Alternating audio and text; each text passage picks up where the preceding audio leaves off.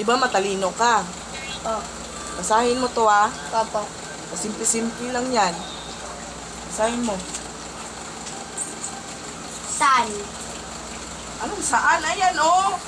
Sabi ko san? Simple-simple lang eh. Mali ka! Sabi ng teacher ko, santo!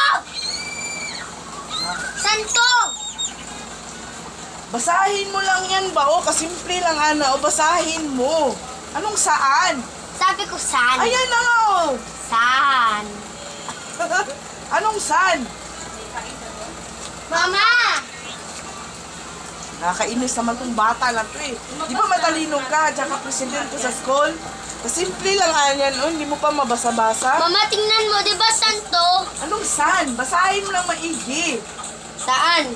Oh. Ayan na nga. Tingnan mo, san? Di ba santo? Di ba santo? Di ba guys? Santo! Anong saan? Andito lang nga, oh. Sabi ko, san? Anong saan?